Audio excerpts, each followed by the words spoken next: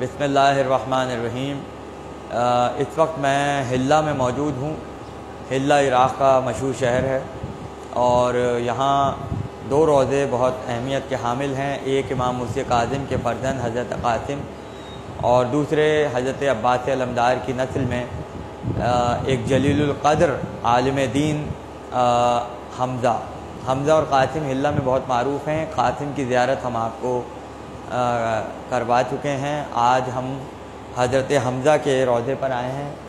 ये रोज़ा ज़ेर तामीर है और करीब से दिखाया जा सकता है। ये पुराना मीनार जो पहले पिछली तामीर में था, मैं आज से कोई 5 बरस पहले यहाँ आया था तो मैंने रोज़े की जो पुरानी तामीर थी तकरीबन 80-90 बरस की, वो मैंने देखी थी। अब माशाल्लाह नए हरम बन रहे हैं, तरक्की का ज़माना आ गया है इराक़ में। ये पुराना हिस्सा हरम का है, इसके ऊपर इनका शजरा लिखा हुआ है और इंतहाई पुरफ़ज़ा मकाम है। इनको हमज़ा ग़रबी कहा जाता है। इराक़ में एक और हमज़ा हैं, उन्हें हमज़ा शर्क़ी कहते हैं और यहाँ जो हमज़ा हैं उन्हें हमज़ा ग़रबी कहा जाता है। हज़रत हमज़ा जो हैं बहुत सी ख़ुसूसियात के हामिल हैं। पहली ख़ुसूसियत यह है कि इनका शुमार शियों के बड़े उलमा में होता है और जो हमारी इब्तिदाई किताबें हैं ग़ैबत सुग़रा और ग़ैबत कुबरा के ज़माने की, उसमें हमज़ा से बहुत सी अहादीस मरवी हैं, जैसे उयून अख़बार रज़ा है, अमाली है या माआनिउल अख़बार है या इलल शराए है। इस तरह की बड़ी पुरानी किताबों में जो शेख सदूक़ के ज़माने की हैं या उनकी लिखी हुई हैं या और उलमा की हैं, तो उसमें हमें ये हमज़ा की रिवायात मिलती हैं।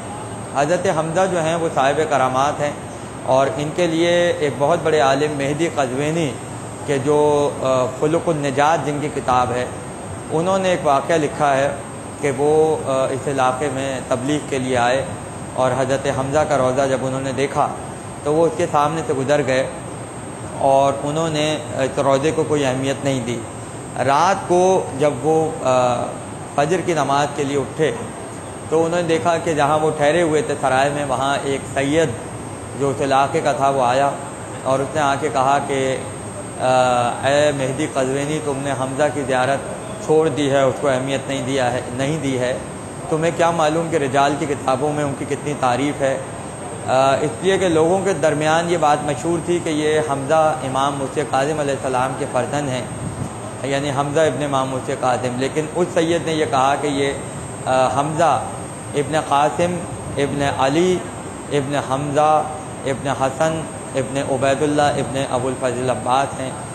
तो मेहदी क़ज़वीनी कहते हैं कि उन्होंने रात को रिजाल की किताबें देखी तो वाकई उसमें वही मालूमात थी जो उनको बताई गई थी और बहुत ज़्यादा इनकी तारीफ़ हुई थी। फ़जर के वक्त जब वो नमाज़ पढ़ाने के लिए आए तो वही सैयद उनसे मिला और उन्होंने उस सैयद से ये कहा कि तुम्हारा बहुत शुक्रिया कि तुमने जो मालूमात मुझे दी थी वो मालूमात बिल्कुल सही हैं। तो सैयद ने यह कहा कि मैं तो इस शहर में ही मौजूद नहीं था, लिहाजा आप किसकी बात कर रहे हैं। तो सैयद मतलब मेहदी क़ज़वीनी ये बयान करते हैं कि मुझे ऐसा लगा कि जैसे ये इशारा इमाम ज़माना की तरफ से है और इमाम ज़माना ख़ुद चाहते हैं कि हमज़ा की ज़ियारत की जाए। हमज़ा जो हैं वो 203 हिजरी में पहली मुहर्रम को इस दुनिया में तशरीफ़ लाए और तकरीबन 352 या 53 हिजरी में आपने वफ़ात की। इस तरह से आप इमाम तक़ी जवाद के ज़माने में दुनिया में तशरीफ़ लाए और आपने ग़ैबत सुग़रा का ज़माना देखा, उस अहद के उलमा में आप शुमार होते हैं और फिर ग़ैबत कुबरा का भी आपने ज़माना देखा।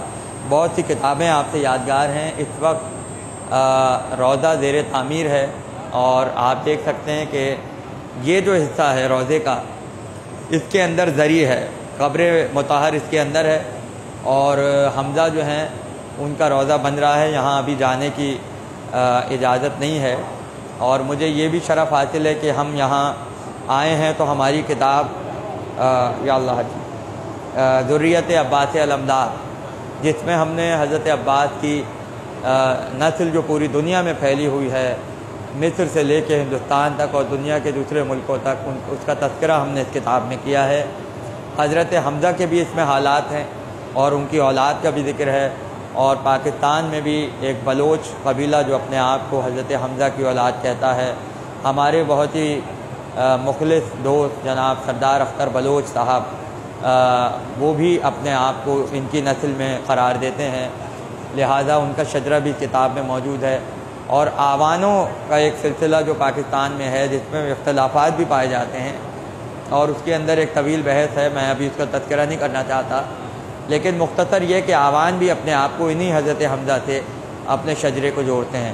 حضرت حمزہ کے بہت سے استاد ہیں اور آپ نے یعقوب کلینی کا زمانہ پایا، لیکن جو ایک بہت بڑی خصوصیت ہے وہ یہ ہے کہ ان کے چچا محمد ابن علی ابن حمزہ ابن حسن ابن عبید اللہ ابن ابو الفضل عباس، حمزہ کے چچا جو ہیں جن کی کنیت ابو عبداللہ ہے اور نام محمد ابن علی ہے، ان کی خصوصیت یہ ہے کہ انہوں نے جناب نرجس خاتون کو اپنے گھر میں رکھا تھا۔ جب بعد شہادت امام حسن عسکری بنی عباس کی فوج نے گھر میں تلاشی کے لیے وہ آئی فوج اور امام زمانہ کی جان کو خطرہ تھا، تو ایسے موقع پر حضرت حمزہ کے چچا محمد تھے جنہوں نے امام زمانہ کی اور مادر امام زمانہ کی حفاظت کی تھی، یعنی نسل حضرت عباس بعد کربلا محافظ امامت رہی۔ کربلا میں عباس محافظ امامت تھے اور بعد کربلا اولاد ابو الفضل عباس محافظ امامت ہے۔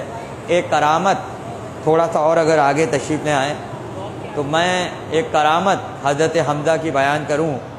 وہ کرامت یہ ہے کہ ایک عورت کا واقعہ یہاں بیان کیا جاتا ہے، دیکھ رہے ہیں آپ روضے کے پرانے آثار ہیں۔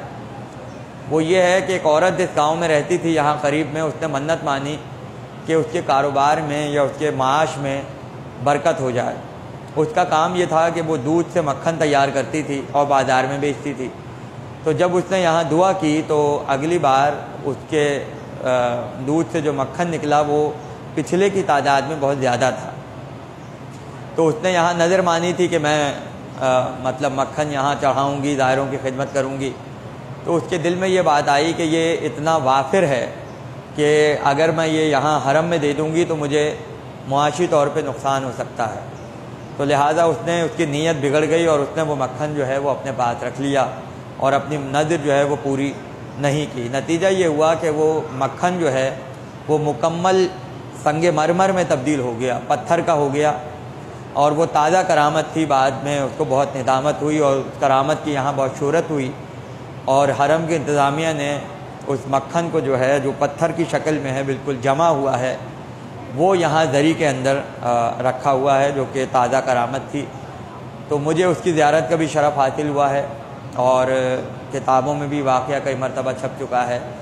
لہذا حضرت حمزہ کا روضہ بہت بابرکت روضہ اور بہت یعنی ایمانی جذبے کو تازہ کر دینے والا مقام ہے۔ میرا یہ مشورہ ہے زائرین کے لیے کہ اگر آپ کبھی عراق آئیں تو آپ اس مقام پہ ضرور حاضر ہوں، اور اگر نہ آ سکیں تو کم سے کم اپنے سالار کے ذریعے یا جو بھی وسائل مہیا ہو سکیں تو اس مقام پر حاضر ہو کے حمزہ کی بھی زیارت کیجیے اور یہاں سے قریب جو قاسم ہیں ان کی بھی زیارت کیجیے۔